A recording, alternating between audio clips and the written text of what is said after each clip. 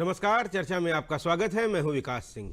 सर्दियों के मौसम में कैसे कोरोना संक्रमण से बचाव करें, हमें इस बात का बेहद ही ध्यान रखना होगा कि हमको कोरोना संक्रमण से इस मौसम में अपना बचाव करना है। त्योहारों का मौसम आ गया है, बाजारों और सार्वजनिक स्थानों पर भीड़ भी होने लगी है। दुनिया में कई ऐसे देश हैं जहां पर एक बार फिर से कोरोना लौट रहा है। यूरोप के कई ऐसे देश हैं जहां पर एक बार फिर से लॉकडाउन लगाया गया है। हम लोगों को किस तरीके से अपना बचाव करना होगा, इस महत्वपूर्ण विषय पर आज हम चर्चा करेंगे। और चर्चा में जो हमारे साथ खास मेहमान हैं, हम सबसे पहले उनका आपसे परिचय करा देते हैं। हमारे साथ अभी जुड़े हैं राजीव श्रीवास्तव जी, वरिष्ठ पत्रकार लखनऊ से। आपका चर्चा में स्वागत है। हमारे साथ और भी मेहमान जुड़ेंगे चर्चा में, हम उनसे भी आपका ताल्लुक कराएंगे। लेकिन सबसे पहले इस कार्यक्रम को हम चालू करते हैं और राजू जी के पास चलते हैं। राजू जी, जिस तरीके से दुनिया भर के कई वैज्ञानिकों ने एक आशंका जाहिर की है कि सर्दी का मौसम जो आ रहा है, कोरोना रिपीट कर सकता है। और यूरोपियन कंट्री के कई ऐसे देश हैं, फ्रांस, ब्रिटेन समेत पुर्तगाल, वहाँ पर एक बार फिर से लॉकडाउन की प्रक्रिया चालू की गई है बचाव के चलते। वहाँ केसेस बढ़ रहे हैं। वहीं हम अगर हिंदुस्तान को देखें, अपने भारत को देखें, तो भारत में दिन ब दिन कोरोना संक्रमण के मामलों में कमी आती जा रही है। लेकिन सर्दी का मौसम दस्तक दे रहा है, त्योहारों का सीजन आ गया है। ऐसे में क्या कुछ विशेष सावधानियां बरतने की ज़रूरत है हमें? देखिए विकास जी, एक तो सबसे जो महत्वपूर्ण बात है कि चूंकि अगर हम पूरा वर्ल्ड वाइड ट्रेंड देखें, जिस तरीके से ब्रिटेन में, फ्रांस में केसेस फिर से जो है बढ़ने लगे हैं, तो एक जो यहाँ के भी एक्सपर्ट्स हैं, जो इंडिया में भी जो तमाम एक्सपर्ट्स हैं, उनका कहना, क्योंकि इंडिया में एक खास बात है, वैसे तो नंबर ऑफ केसेस लगभग आधे हो गए हैं, 97,000 और 1 लाख के करीब केसेस गए थे। लेकिन अभी फिलहाल 46,000 और 45,000 के करीब का आंकड़ा जो डेली जो केसेस आ रहे हैं, एक्टिव केसेस, उसमें जो महत्वपूर्ण बात जो यहाँ के एक्सपर्ट्स का जिस तरीके से मानना है कि कई स्टेट इंडिया में भी ऐसे हैं जो अपवर्ड ट्रेंड दिखा रहे हैं। तो अगर इंडिया में कई स्टेट ऐसे हैं जो अपवर्ड ट्रेंड दिखा रहे हैं और बहुत सारे स्टेट हैं जो नीचे दिखा रहे हैं ग्राफ अपना, जो नंबर ऑफ केसेस हैं, तो ये तो मान के चलना चाहिए कि हमको पूरी एहतियात बरतनी है। सरकार लगातार जिस तरीके से, चाहे वो उत्तर प्रदेश सरकार हो, योगी सरकार लगातार इस पर बल दे रही है कि हमको जो सबसे जो महत्वपूर्ण चीज़ है, सोशल डिस्टेंसिंग, सैनिटाइजर, इसका जो इस्तेमाल है बहुत देखभाल के करना है और हमेशा करते रहना है, अपने हाथ को साथ रखना है। तो सबसे जो महत्वपूर्ण इसका उपाय है, चूंकि अभी कोई क्योर नहीं है, कोई वैक्सीन नहीं है, ऐसे में सबसे जो महत्वपूर्ण उपाय है वो अपनी सावधानी खुद की है। बहुत ज़रूरत हो तो बाहर निकले, बहुत ज़रूरत अगर है, आपको निकलना पड़ रहा है, तो मास्क जरूर रहे। क्योंकि अक्सर ऐसा होता है कि जैसे 4 लोग अपने जानने वाले हैं कि अरे यार, ये तो हमारे साथ रोज मिलने वाले लोग हैं, और इनके मास्क उतार दिया जाता है। तो ये जो लापरवाहियां हैं कहीं ना कहीं घातक सिद्ध होती है। दूसरी जो बात है, चूंकि अब सर्दियों का सीजन आ रहा है, सर्दियों में आपने देखा होगा जिस तरीके से दिल्ली में या लखनऊ में भी जो स्मॉग है, मतलब 270 लखनऊ में भी रिकॉर्ड हुआ था। एक बड़ी बात का जिक्र किया कि इस समय जिस तरह सर्दियों के मौसम की शुरुआत हो गई है और लखनऊ में जो वायु प्रदूषण का स्तर है वो खतरनाक होता जा रहा है। दिन ब दिन हवा यहाँ की दिल्ली से ज़्यादा जहरीली है यहाँ पर।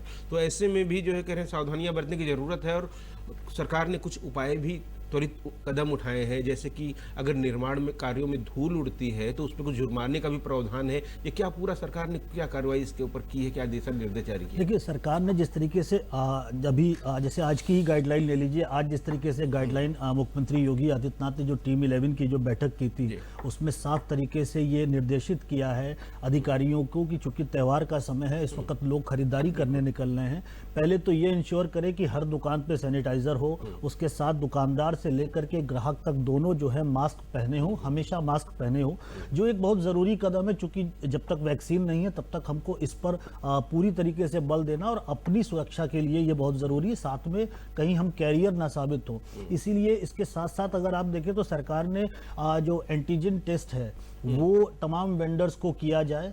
जो खास तौर से जो सड़क पे जो वेंडर्स दिख रहे हैं, चाहे वो ई रिक्शा वाले हैं, चाहे वो ठेले और खुमचे वाले हैं, इसके साथ साथ जो दुकानदार हैं, जो मेहंदी लगाने वाले हैं, और करवा चौथ कल है और उसको लेकर महिलाओं का एक महापर्व माना जाता है और महिलाएं मेहंदी लगाती हैं। तो सरकार ने यहाँ पर उत्तर प्रदेश में, खासतौर से लखनऊ में, जितने मेहंदी लगाने वाले हैं सबका एंटीजेंट करवाने की बात कही है। और ये अभियान आज सुबह से ही चालू हुआ है पूरे लखनऊ में। जी हाँ, बिल्कुल विकास, मैं इसीलिए बता रहा हूँ कि आप लखनऊ में ही नहीं, पूरे प्रदेश भर में, चूंकि करवा चौथ एक बड़ा त्यौहार है महिलाओं के लिए, और महिलाएं जो हैं एक संख्या में, बड़ी संख्या में जाकर के मेहंदी लगवाने का जो कार्यक्रम है, तो वहां पर भी जो मेहंदी वाले हैं वो दूर दूर बैठे, और उसके साथ साथ महिलाएं भी अगर ग्रुप में गई हैं तो वो सोशल डिस्टेंसिंग का पालन करें, साथ में जो मास्क है वो पहने। मतलब पूरी सावधानी जो सरकार की तरफ से जितने भी निर्देश हैं, वो अवेयरनेस के जो निर्देश हैं उसको फॉलो करें, उसके साथ साथ अपनी सावधानी, बच्चों को कम से कम बाहर ले जाएं, क्योंकि मौसम भी ऐसा हो गया, साथ में त्योहारों का समय है। तो ये अभी फिलहाल जब तक वैक्सीन नहीं आती है, वैक्सीन के भी जिस तरीके से अच्छे संकेत हैं कि भारत में भी जो है 3-4 ऐसी जो कंपनियां हैं जिनकी वैक्सीन जो है थर्ड स्टेज में आ गई है, तो ये महीने, कुछ महीनों की बात है, कुछ महीनों का हमको संयम और बरतना है। हमने एक लंबा समय भारत ने जो है, भारत ने ही दिखाया, चूंकि इतनी बड़ी आबादी है भारत की 135 करोड़ की, अगर आप यूरोपियन कंट्रीज में मुकाबला करें तो उसके मुकाबले में 135 करोड़ की आबादी, जिस तरीके से हमने अवेयरनेस जो सरकार ने की थी और उसके निर्देशों का पालन करके जो संख्या है वो बहुत कम रखी है। आज की तारीख में 91.3 का रिकवरी रेट भारत जैसे देश में जहां पर इतनी बड़ी आबादी है, ये अपने आप में एक उत्साहित करने वाले संकेत हैं। तो हमको थोड़ी सी सावधानी धैर्य बना के राजू जी रखा बराबर। और हम अपने देश की अगर बात करते हैं तो सबसे जनसंख्या वाला राज्य अपना उत्तर प्रदेश है, जहां हम रहते हैं। यहाँ का भी रिकवरी रेट बहुत ही अच्छा है, 92% से ज़्यादा रिकवरी रेट है।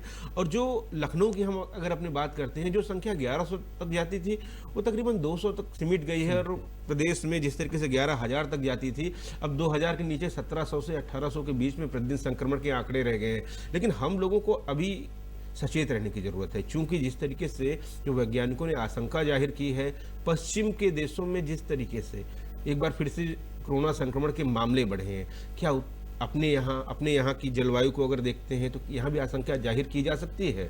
विकास देखिए, बिल्कुल जिस तरीके का ये चूंकि एक नया वायरस है, और जितनी भी स्टडी हुई है अभी भी कोई भी कंक्लूसिव स्टडी इस वायरस को लेकर के नहीं हो पाई है। पूरे दुनिया भर के जो वैज्ञानिक है लगे हैं। हम उत्तर प्रदेश की बात करें, उत्तर प्रदेश के मुख्यमंत्री योगी आदित्यनाथ ने अपने नेतृत्व में जिस तरीके से कोरोना वायरस के लिए जो रोकथाम है उसका मैनेजमेंट को लेकर के लगातार वो सजग है, और डेली जिस तरीके से टीम 11 की बैठक करके जो वरिष्ठ अधिकारी हैं, जो जिम्मेदार अधिकारी हैं, उनको नियमित रूप से निर्देशित करते रहना और उसके साथ साथ उसका फिर फॉलो अप करना, इसका ये बहुत बड़ा कहीं उसका जो प्रतिफल है जो आज आपको देखने को मिल रहा है कि 1700 और 1800 केसेस लखनऊ में थे, अब 200 और 250 की संख्या आ गई। इसी तरीके से उत्तर प्रदेश में भी देखें तो टोटल अब 1700 केसेस और 1500 केसेस डेली आ रहे हैं, जबकि ये संख्या 10,000 तक की थी, 10,000 और 11,000 के केसेस होते थे।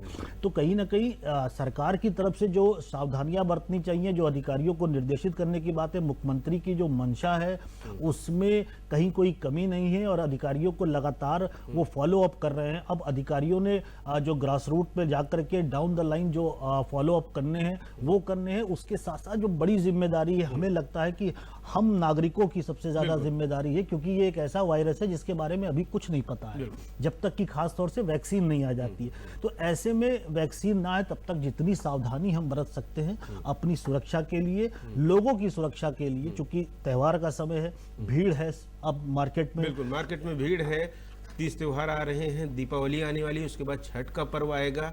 और ऐसे में एक जो जन समुदाय है, एक सामूहिक रूप से ऐसे त्योहारों का आयोजन किया जाता था।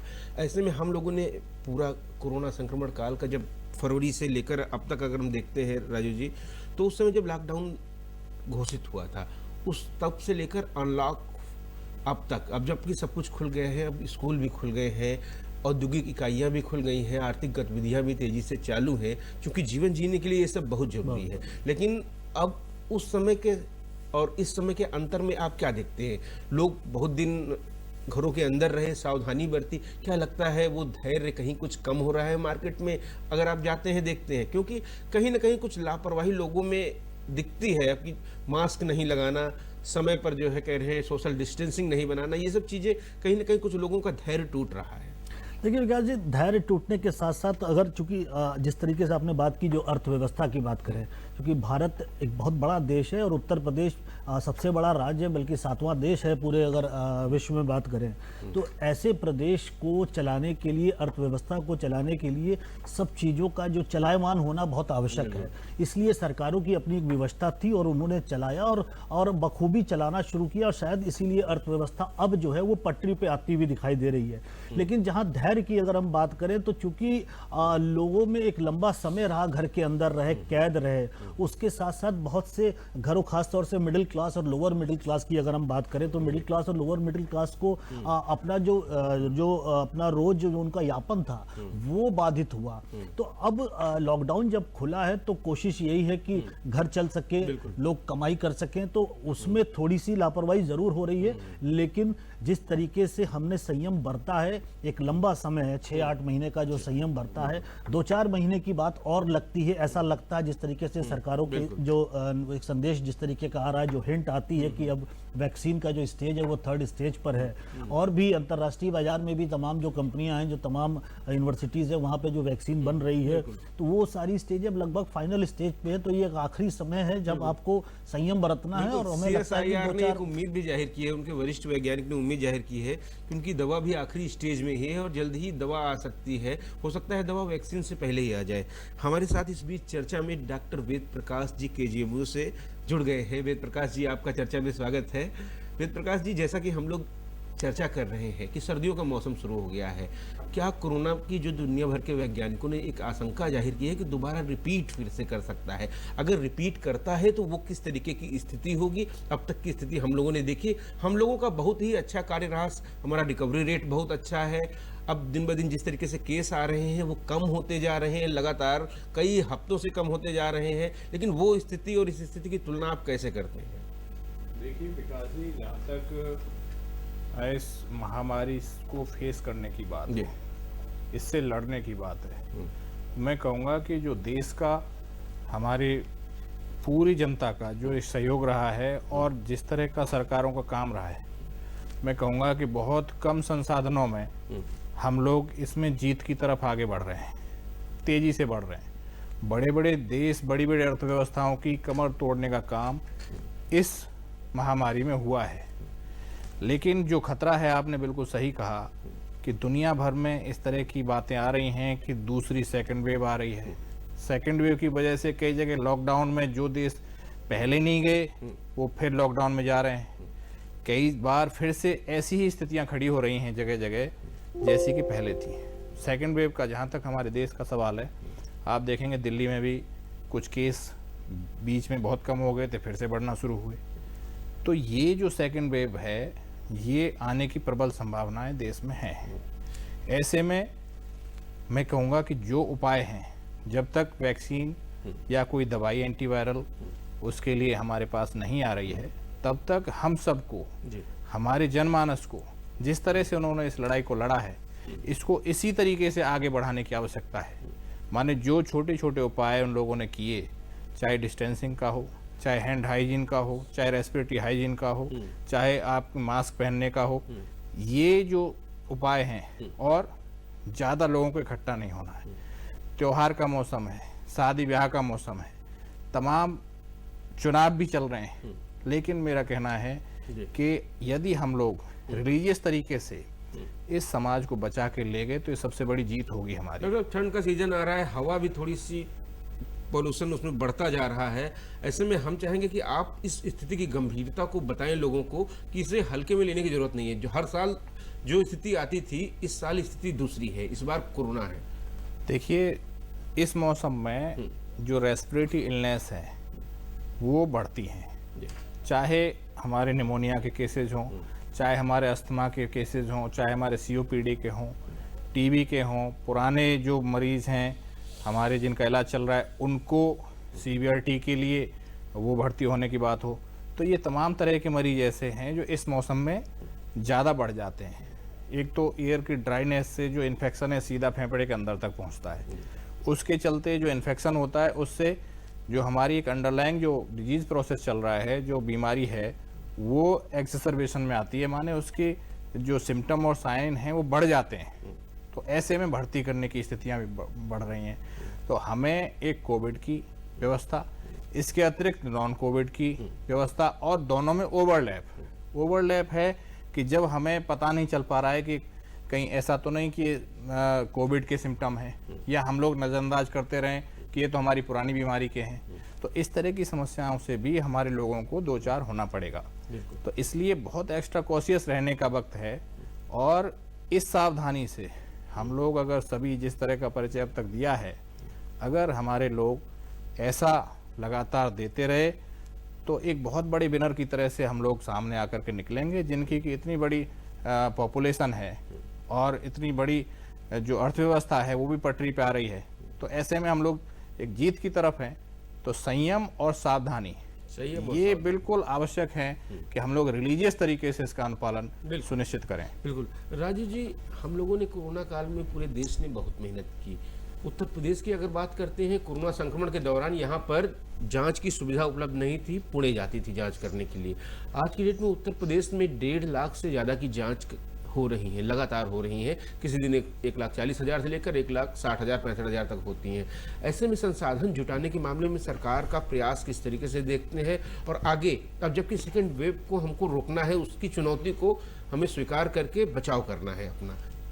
देखिए विकास जी, जब से कोरोना का ये महामारी का दौर आया, तब से एक जो उत्तर प्रदेश जैसा प्रदेश, इतना बड़ा प्रदेश, जहाँ पर अगर हम स्वास्थ्य की व्यवस्था की बात करें, जो स्वास्थ्य व्यवस्था चाहे वो लखनऊ हो या किसी भी ज़िले की बात हो, तो स्वास्थ्य व्यवस्थाएं कभी भी अप टू द मार्क नहीं रही थी। एक लंबे समय से इसकी कवायद चलती थी, नेताओं में तमाम सारी चीज़ें होती थी, अधिकारी इस पर फोकस करते थे, नहीं होती थी। लेकिन जिस तरीके से मुख्यमंत्री योगी आदित्यनाथ ने लगातार फोकस करके जो टेस्टिंग पर बल दिया, टेस्टिंग के साथ साथ जो एंटीजन किट्स हैं वो कितनी जल्दी आ सकते हैं। आपको याद होगा कि उन्होंने अपना स्टेट प्लेन भेजा था कि वो कितनी जल्दी टेस्टिंग की किट आ जाए, एंटीजन की जो किट है वो आ जाए। तो ये जो अभी जो इस कोरोना के काल में जो स्वास्थ्य व्यवस्था में सुधार हुआ है, सुदृढ़ सुधार जिसको कह सकता हूँ, कि क्योंकि अगर हम 1 लाख 1.5 लाख टेस्ट डेली कर रहे हैं और लगभग हमारे पास उत्तर प्रदेश सबसे ज्यादा टेस्ट कर चुका है। इसके साथ साथ जो है नंबर ऑफ बेड्स जो है जिस तरीके से इंक्रीज की गई हैं पूरे प्रदेश में, तो एक हमने मजबूत जो है व्यवस्था, स्वास्थ्य व्यवस्था खड़ी कर दी है, तैयार कर दी है। और हमें नहीं लगता है कि अब उत्तर प्रदेश में अगर हम संयम बरतें, जैसे डॉक्टर साहब बता रहे हैं कि हम संयम बरतें और सावधानी बरतते हैं, तो हमको उस तरीके की खासतौर से स्वास्थ्य के अगर हम पैरामीटर्स पे बात करें, कोई परेशानी आनी चाहिए। ये बिल्कुल सही है कि मौसम जिस तरीके से बदल रहा है, ठंड हो रही है, तो नॉन कोविड पेशेंट जो है वो भी इंक्रीज होंगे। लेकिन जो व्यवस्थाएं सरकार की तरफ से हुई और जिस तरीके का सघन जो एक अभियान चला करके और उसकी मॉनिटरिंग बाकायदा की गई है, और down the line 2 IAS officers को इंचार्ज बनाया गया हर डिस्ट्रिक्ट का और उनको भेजा गया। डॉक्टर साहब खुद भी जिस तरीके से मेरठ गए थे और मेरठ में वहां पर उन्होंने व्यवस्थाओं को देखा था, तो कहीं ना कहीं जो मंशा है सरकार बिल्कुल, वो दिन रात कोरोना के योद्धाओं ने मेहनत की। खास तौर से हमारे डॉक्टर्स और नर्सिंग स्टाफ लगातार दिन रात काम करते रहे और कई महीनों तक हो जाता था अपने परिवार के पास नहीं जाते थे। और कई हमारे डॉक्टर ऐसे हैं जो 2 बार कोरोना संक्रमित हो चुके हैं। डॉक्टर साहब, किस तरीके से देखते हैं अब आप लोगों के समक्ष क्या चुनौतियां हैं? ठंडी आ रही है, मरीजों की संख्या बढ़ेगी, रूटीन मरीजों की संख्या बढ़ेगी, हार्ट के मरीजों की संख्या बढ़ेगी, आपके सांस के मरीजों की संख्या बढ़ेगी। देखिए विकास जी, सीमित संसाधन है और सीमित संसाधनों में जिस तरह से अभी राजीव जी ने बताया कि कैसा एक्सपेंशन हुआ, किस तरह से लॉकडाउन हुआ, लॉकडाउन में कैसे हम लोगों ने कैपेसिटी बिल्डिंग की तरफ आगे बढ़े। जहाँ एक मास्क और इनकी किल्लत थी कि हम लोग कैसे करेंगे, PPE किट तक नहीं थे, उनको एक्सपेंशन किया गया। आपको याद होगा उत्तर प्रदेश में जब पहला मरीज आया तो उत्तर प्रदेश में एक भी बिस्तर नहीं था, उनको दिल्ली भेजना पड़ा। लेकिन उसके बाद से जिस तरह से काम हुआ, आज हम इस स्थिति में हैं कि दिल्ली से भी मदद कर सकते हैं लोगों की। दिल्ली से अगर हमारे नोएडा, ग्रेटर नोएडा, यहाँ पे अगर मरीज आना चाहें तो उनको भी टेकअप करने के लिए उत्तर प्रदेश तैयार है। तो ये जो कैपेसिटी बिल्डिंग है, ये लगातार प्रयासों का फल है। मैं कहूँगा कि डेली, मुझे नहीं लगता कि मुख्यमंत्री जी जब से 24 मार्च से लॉकडाउन से लेकर के कोई 7 दिन भी नहीं गुजरे होंगे ऐसे अब तक, इतने लगभग 7 महीने में 7 दिन भी वो एब्सेंट रहे हों, मुझे नहीं लगता कि इस पर चर्चा उन्होंने 2-3 घंटे 4 घंटे नहीं की हो। तो ये एक जो गंभीरता है जिस तरह से सरकार ने लिया और जिस तरह से हमारे जो प्रशासन है और डॉक्टर्स, पैरामेडिकल, ये मैं कहूँगा कि इन लोगों ने एक ऐसे वक्त पे ये लोग सामने आकर के जिस तरह से इन्होंने काम किया, तो मुझे लगता है कि ये एक बहुत अपेक्षित था। डॉक्टर साहब, जो मरीज आ रहे हैं, आप लगातार इस पर निगरानी रखे हुए हैं, इस पर रिसर्च आप लोगों की जारी है। जो मरीज हमारे कोरोना संक्रमित हैं उनमें एंटीबॉडीज का क्या हाल है? जो न्यूट्रलाइजिंग एंटीबॉडीज है वो 72% में मिली है, 28% में नहीं मिली है। क्या वो व्यक्ति दोबारा संक्रमित होने की उसकी संभावनाएं फिर से वैसे ही हो जाएगी? आमतौर पर माना जाता था कि एक बार संक्रमण हो गया है तो एंटीबॉडीज बन गई हैं आपकी, तो आगे के लिए अब आप नहीं होगा आपको कोरोना। तो उन लोगों को क्या एंटीबॉडीज का क्या ये रिसर्च कह रहा है आप लोगों का? देखिए विकास जी, इसमें मैं 2 बात कहूँगा। एक तो ये कि ये जो वायरसेस हैं इस फैमिली के, जो रेस्पिरेटरी आरएनए वायरसेस हैं, जो ये कोरोना वायरस है, ये वायरसेस हाईली म्यूटेटिंग वायरसेस हैं। माने ये अपना स्वरूप बदलते हैं बहुत तेजी से। तो ऐसे वायरसेस रीइंफेक्शन के भी जो चांसेस हैं, मैंने कहा कि जब 2-3 महीने तक डेड वायरस का भी एक पॉजिटिव आने के चांसेस रहते हैं कि जो वायरस डेड हो चुका है लेकिन उसका फ्रेगमेंट अगर आ रहा है सैंपल में, तो वो भी एक मॉलिक्यूलर टेस्ट को पॉजिटिव टेस्ट की तरह से आने लगता है। तीसरी बात, कुछ रीइंफेक्शन की बात, ऐसे मामले विदेशों में भी देखने को मिले हैं, हमारे देश में भी सामने कुछ मरीज इस तरह के आ रहे हैं। खासकर जो माइल्ड कैटेगरी के मरीज पहले रहे हैं, जिनमें बहुत सारी एंटीबॉडी नहीं बनी है, उनकी एंटीबॉडीज कम बनी है एक तो। दूसरा, ऐसा भी देखने को आ रहा है कि 3-4 महीने में उसका जो स्तर है एंटीबॉडीज का वो और कम हुआ है। तो ऐसे में ये कह देना और हम लोग कि भाई पूरी तरह से हम लोग ठीक हो गए या पूरी तरह से अब हम लोगों को कोई खतरा नहीं है जिन्हें एक बार हो गया, ये मैं पूरी तरह से नहीं कह सकता हूँ इन 2 वजहों से। इसलिए हम सबको इसको एक जिंदगी का हिस्सा बनाना होगा। बिल्कुल। जो छोटी छोटी हमारी जो बातें हैं, चाहे 2 गज की दूरी, मास्क है जरूरी, इसको तो हमें बिल्कुल गांठ बांध लेना है। एक एडवाइजरी जारी की है जी कि आइवरमेक्टिन टैबलेट खाने की, क्या ये मौसम आ रहा है, लोगों को सर्दी जुकाम है तो नॉर्मली वो उसका प्रयोग कर सकते हैं, ऐसी एडवाइजरी भी जारी की गई थी।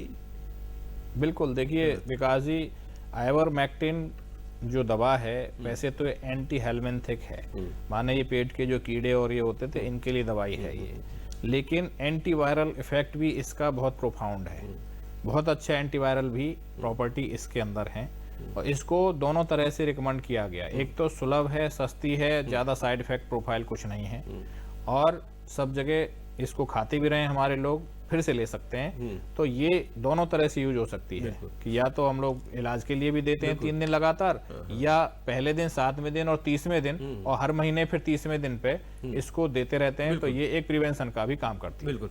राजू जी, हमारे देश में लगातार कोरोना संक्रमण की संख्या कम होती जा रही है।